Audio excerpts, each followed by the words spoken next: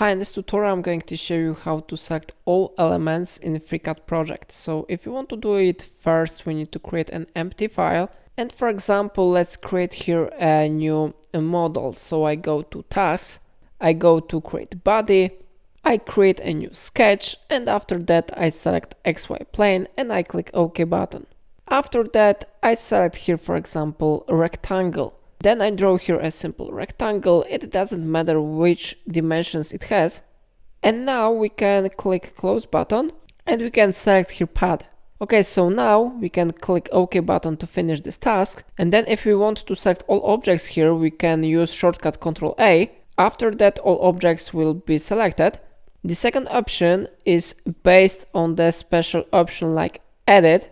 And here we have option select all. And the last option I recommend you to use is go to model, and then you can click on this one body and you can press and hold shift, and after that you can click on another elements.